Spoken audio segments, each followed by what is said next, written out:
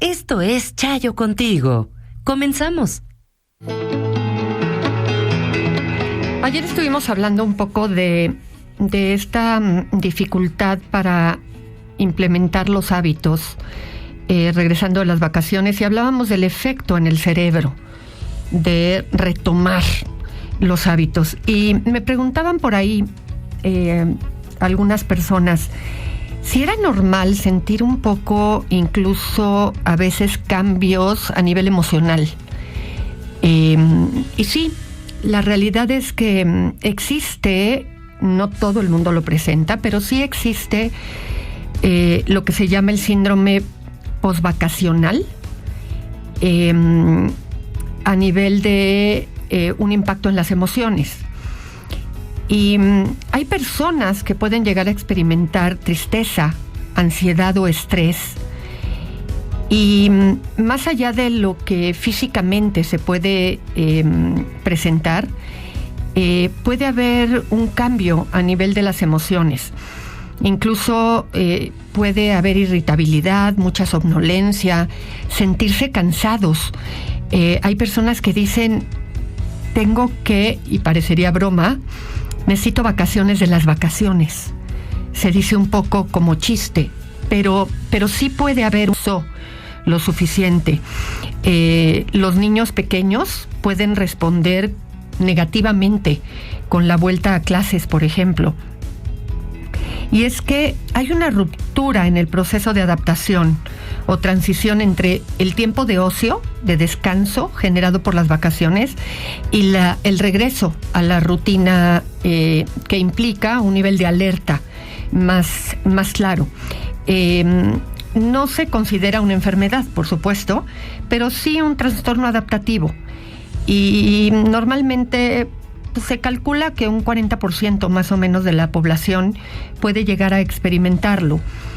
Y esto que suelo recomendar cada vez que vamos a regresar después de un periodo vacacional, ya sea por las vacaciones de diciembre, de Semana Santa, de las vacaciones cuando cambian los niños de un grado al otro en época de verano, en donde les hago mucho hincapié en que tenemos días previos al regreso a clases que hacer un periodo paulatino de incorporación a los hábitos es justamente para favorecer que la entrada a clases nuevamente no sea abrupta, porque hay quienes lo resienten y hay quienes se tardan un poquito en reincorporarse. Así es que sí puede pasar que haya entre tristeza, nostalgia, apatía. Y si los papás lo viven como personal y empiezan a regañarlos, porque qué malagradecido, después de que te llevamos de vacaciones, después que te facilitamos, que te dimos, que tornamos, ahora tú no pones de tu parte, no están entendiendo que el proceso no es personal. Así es que tenemos que ajustar, tenemos que poner un poquito más nosotros de nuestra parte en ser claros con los límites para favorecer que esta reincorporación nuevamente a la rutina necesita más de nuestro empuje para que ellos se adapten de una manera mucho más rápida y no se vuelva todo un problema de interacción familiar. Necesito su ayuda. Me pidieron en la escuela de mi hija apoyarle a que tenga estructura. Estoy angustiada porque no sé por dónde empezar ni cómo se hace. Mira, no sé qué entiendes por estructura, pero estructura significa que tu hija tenga horarios claros en donde se hagan las cosas siempre, las básicas, a la misma hora y de la misma manera. Es decir, que tenga hábitos. Es decir, para que te des una idea, en la inmensa mayoría de las familias, por la forma de funcionar y por la escuela y por las actividades a lo mejor extraescolares que pueden tener los niños, la estructura puede ser la hora de levantarse y la rutina que se lleva a cabo para que esté lista para ir a la escuela. Y que esa rutina tenga un seguimiento siempre de la misma manera. Es decir, que no hoy desayune primero y luego se vista, sino que vamos a suponer que se baña en la noche. Entonces, la estructura tendría que ser que se levante a la misma hora el día que va a haber clases, que se levante, se vista, desayune, se lave los dientes, la llevas a la escuela. Y ese orden de cosas que hay que hacer, las haga de la misma manera. Cuando regresen de la escuela, si comen en familia, entonces llegando de la escuela, si es que lleva uniforme, por ejemplo, que regresando de la escuela se quite el uniforme, lo deje en el mismo lugar, se vista con lo que va a estar el resto del día en casa. Si no lleva uniforme, bueno, pues entonces no se tiene que cambiar, a menos que se haya manchado o esté en una manchada de cierta forma que no pueda permanecer así, mojada, por ejemplo, o cosas de estas, en donde se tenga que cambiar esa prenda y entonces sepa en dónde la tiene que dejar para ponerse otra cosa. Y esperar, y entonces sepa qué actividades puede hacer de ahí a que sea la hora de la comida.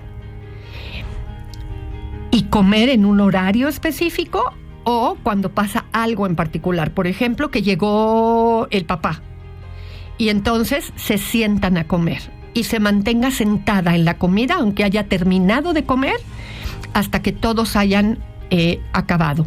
Y terminando de comer, lo que se haya definido, ya sea que tenga un ratito para jugar y después a cierta hora tenga que hacer la tarea, o que terminando de comer tenga que hacer la tarea y posteriormente, si hay alguna clase o alguna actividad que tenga establecida, se lleve a cabo y regresando haga la tarea, o que haga la tarea y después se va a la actividad que tengan que hacer, tenga un rato para jugar y a cierta hora en particular tenga que meterse a bañar, haber recogido todo lo que utilizó para jugar, ponerse la pijama, merendar, irse a la cama a la misma hora que tiene que irse a la cama y posteriormente leerle un cuento y acompañarla mientras se duerme, lo que sea, y al otro día volver a empezar. Eso es una estructura. Entonces, dependiendo de lo que es las actividades cotidianas y cómo se dan, tú tienes que ir organizando y hacer que ella sepa que lo que sacó lo guarda, que lo que tiró lo levanta, en dónde se dejan las cosas y cómo se hacen. Eso es tener estructura. Fíjense que yo sé que ustedes van a decir, bueno, este mensaje que te escribieron ya no viene al caso, Chayo, pero sí viene al caso. Y les voy a decir por qué, pero primero se los voy a leer.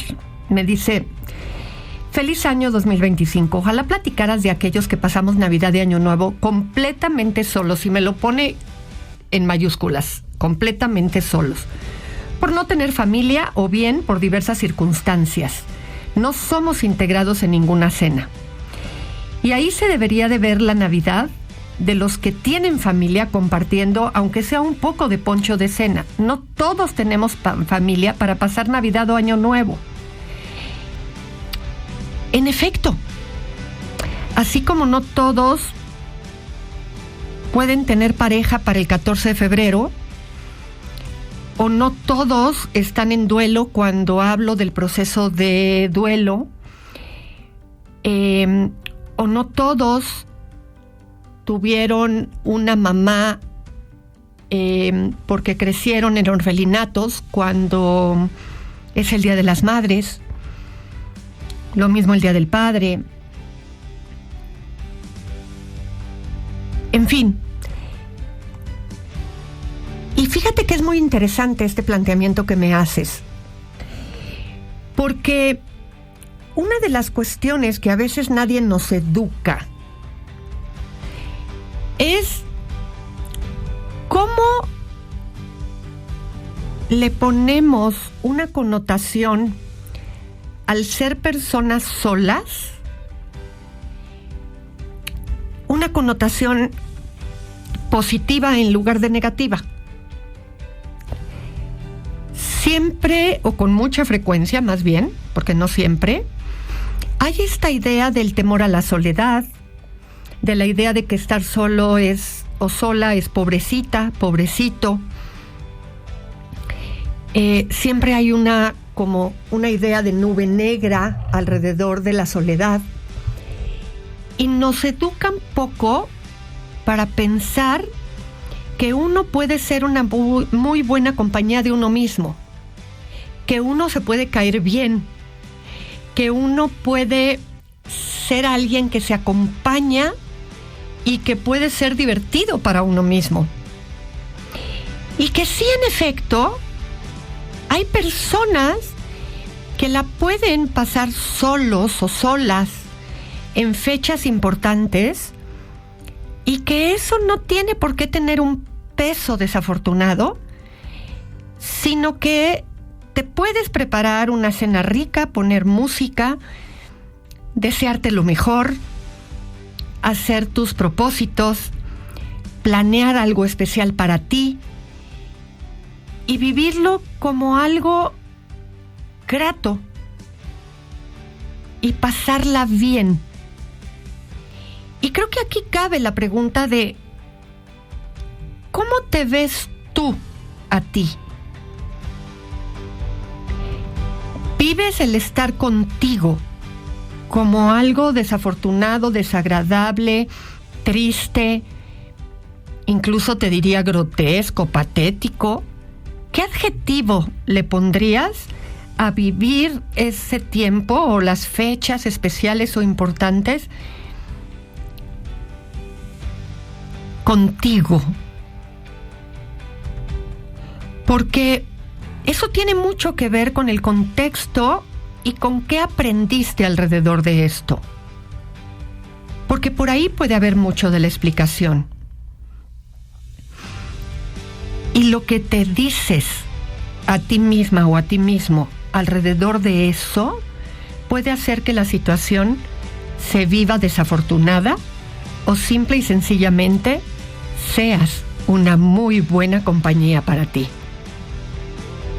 Todos hemos escuchado de personas que acompañados por otros la pasan terriblemente mal y no saben cómo escapar de ahí. Así es que la compañía en sí misma no es buena solamente por estar acompañados. Te quiero sugerir un tema muy doloroso: la infidelidad. Y es que me gustaría que nos acompañaras con consejos. ¿Qué sentimientos son normales y cuáles no? Porque es tanto el dolor que tenemos que pudiéramos cometer decisiones muy graves en contra de la persona que nos traicionó y de la amante. ¿Qué nos ayuda más bien? A nuestra autoestima, a tener amor propio. Somos muchas las mujeres traicionadas que no tenemos para pagar consultas psicológicas. Así es que, ¿nos podrías hablar un poco de ese tema tan fuerte? Mira, los sentimientos no es algo que podemos categorizar en normales y anormales, porque a final de cuentas las personas sentimos lo que sentimos. Y todo sentimiento es válido. El tema es ¿qué hacemos o cómo actuamos en función de lo que sentimos, de las emociones que eso nos provoca? De entrada, suele haber una reacción de shock. Es decir, esto no puede estarme pasando a mí, esto no puede ser cierto, y dependiendo del temperamento que tenemos, podemos ser de las personas que queremos lanzarnos a la acción, irnos en contra de quien se pare enfrente de nosotros, o ser de las personas que completo y caemos en una situación de parálisis. Hay muchos tipos de reacciones, muchos tipos de circunstancias, y de ahí pues se pueden desencadenar un montón de impulsos que pudieran llevar a querernos hacer actuar. ¿Qué es importante entender? Primero que nada, entender que la pareja es la que hizo el compromiso conmigo. Por lo tanto, esa tercera persona no tiene absolutamente nada que ver conmigo. Es mi pareja quien falló en el compromiso que hizo conmigo. Es mi pareja la que tiene una responsabilidad hacia mí. Y es la pareja la que, en alguna medida, tendría que responderme frente a sus actos. Es muy particular cómo de pronto las mujeres somos muy dadas a irnos contra la mujer, contra la otra, porque se le metió entre los ojos, porque pues los hombres son hombres, porque a quién le dan pan que llora, y en fin, hay un montón de dichos alrededor de disculpar a los hombres. Y la realidad es que ahí cometemos un grave error, porque quien nos prometió fidelidad, quien hizo el compromiso, quien nos prometió lealtad, es nuestra pareja. Y es quien tiene que darnos una respuesta. Yo te diría, la dignidad hay que sostenerla y ir a pelear con la otra persona, con la tercera persona, porque se metió con nuestra pareja, es algo que no tendríamos por qué hacer, porque nos sobaja, nos humilla, nos pone en un lugar que no merecemos tener. Cada quien sabe de qué está compuesta su relación, y cada quien tendría que saber en qué momento tendría que hablar con la pareja para pedirle explicación, para decirle cómo se siente, para saber de qué manera necesita expresar cómo está, e idealmente tendríamos que intentar no ofender al otro y mantener nuestra elegancia en un buen lugar, expresando cómo nos sentimos, en dónde estamos, qué queremos, qué necesitamos, y no tomar decisiones importantes a partir de tener las emociones tan elevadas, porque siempre va a haber tiempo para separarnos, siempre va a haber tiempo para saber si yo no voy a poder manejar esto y quedarme contigo, y porque hay muchas circunstancias que rodean una infidelidad, y ya sabremos con el tiempo hasta dónde esto fue un mal paso de la pareja, hasta dónde esto ha sido una forma de vida de la pareja, y el tiempo es el que nos va a llevar a curar todo. La venganza no suele servir para nada, y lo único que vamos a tener que trabajar es el duelo de la pérdida de que la pareja no acabó siendo quien nosotros creíamos. Pero eso lleva tiempo. Estoy a días de que mi esposo cumpla 2 meses de que falleció. Las personas me dicen, tienes que ser fuerte, tienes que sacar adelante a tus 3 hijos. Aquí lo importante es de dónde sacar esas fuerzas. Cuando perdiste el amor de tu vida, tenía él problemas de ansiedad que combinó con el alcoholismo. No quiso recibir ayuda. Él dijo, yo puedo solo, yo lo voy a lograr. No necesito ayuda de nadie. Y lo venció la enfermedad porque murió de un paro cardíaco. Se quedó dormido. Lo peor del caso es de que su familia cree que es mi culpa. Y son demasiadas las cosas con las que tengo que lidiar.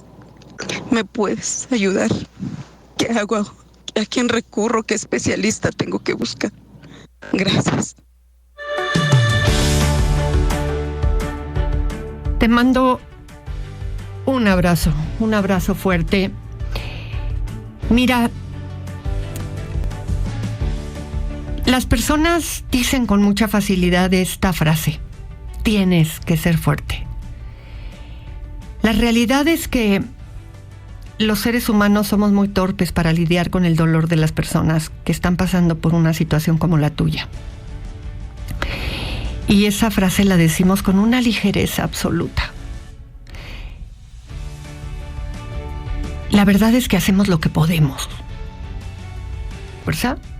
La verdad es que no hay de dónde sacarla. no hay un depósito de fuerza al que vamos y decimos me la inyecto y con eso salgo adelante.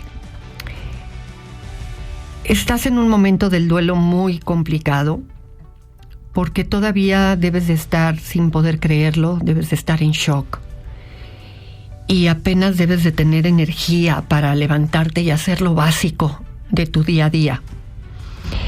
Y tus hijos deben de ser un gran consuelo para ti en estos momentos. No sé qué edades tengan, pero lo cierto es que se va haciendo lo que se va pudiendo hacer. Y el duelo va a ir teniendo diferentes momentos y diferentes etapas. Y con el tiempo te va a ir sorprendiendo lo que vas a poder ir logrando a pesar del inmenso dolor que te acompaña. Se subsiste la inmensa mayoría de las veces a pesar del dolor. Y no sabemos ni cómo. Y no sabemos ni de qué manera. Ojalá te expongas lo menos posible a estos comentarios y a estas señalizaciones de la familia de tu esposo, porque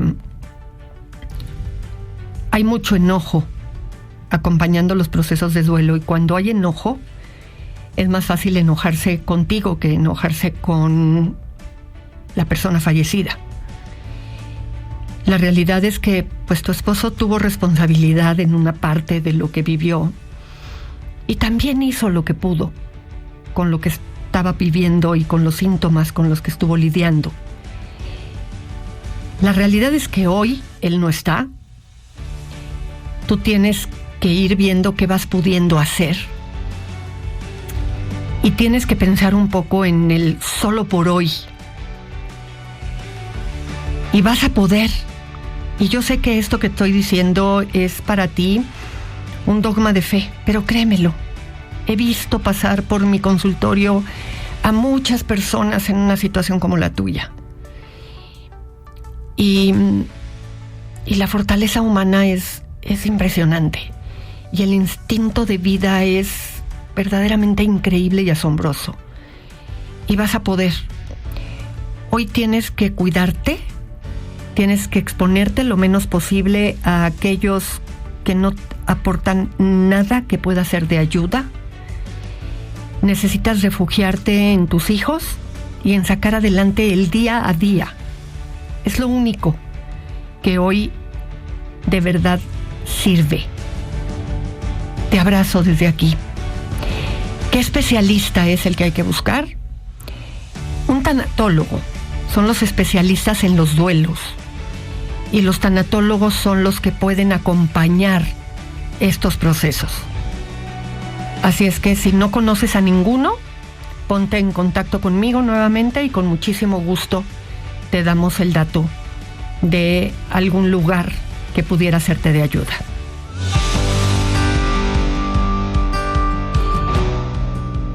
Me escribe una chica con un planteamiento muy particular. Me dice: ¿cómo le puedo decir a mi mamá que no quiero llegar a dormir a casa?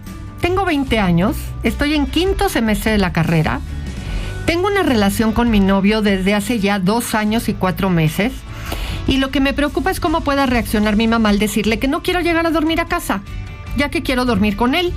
Sé que no es lo correcto, doctora, porque no estoy casada con él, pero quiero que usted de favor me oriente qué puedo hacer al respecto, ya que es la segunda vez que quiero hacerlo, pero de verdad tengo miedo con respecto a mi mamá y qué es lo que ella piense. La primera vez que me quedé a dormir con él fue en noviembre del año pasado, pero no pasó nada de qué preocuparse. Y mi mamá, claro que se molestó, pero no sé cómo hablar con ella al respecto. Mira, aquí es donde entran un poco estas circunstancias de las diferencias generacionales.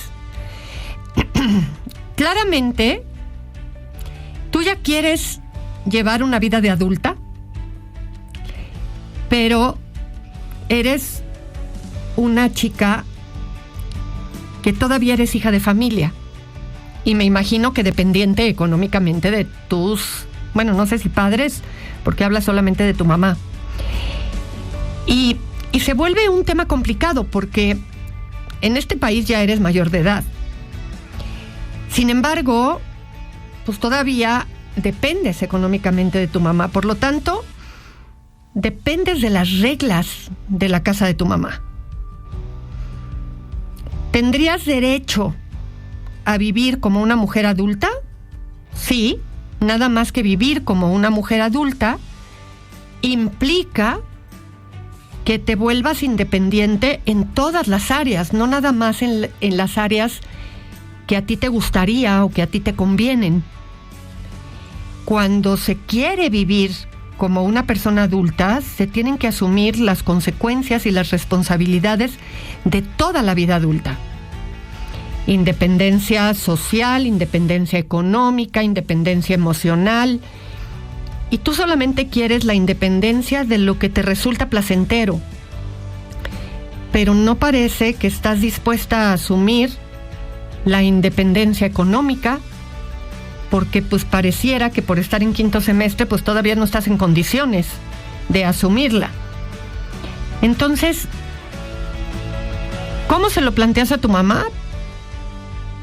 Mamá, me gustaría poder hacer esto cada vez que tengo ganas de hacerlo. Quedarme a dormir con mi novio. Me llama la atención que tú misma me dices, sé que no es lo correcto, porque no estoy casada con él. Eso me hace pensar que tú compartes con tu mamá esa misma idea que tu mamá tiene, de que uno no debería de quedarse con el novio hasta que uno no está casada. Entonces hay ahí una cierta contradicción en ti, porque tú misma piensas como tu mamá, sin embargo, sí quieres estar con tu novio. Entonces no me queda claro si lo que quieres es quedarte a dormir con tu novio, pero no quieres tener relaciones sexuales con tu novio, porque tú concuerdas con los valores de tu mamá y quieres que tu mamá te crea que quedándote a dormir con tu novio no van a tener relaciones sexuales. Resulta un poco confuso lo que me mandaste, pero lo cierto es que uno no puede ser un adulto a la mitad. Uno es un adulto por completo. Se lo puedes preguntar a tu mamá, hablarlo claro con tu mamá, pero la realidad es que todavía las reglas de tu mamá aplican. Y pues magia no hago. No voy a encontrar las palabras mágicas para que tu mamá te diga que sí a la parte que quieres, pero sigas teniendo los privilegios de ser hija de familia. Habla con ella, explícale y veamos qué dice. Bien, pues esperando que el programa haya aportado algo que los beneficie, porque esa es la intención. Soy Chayo Busquets. Hasta mañana. Audiocentro.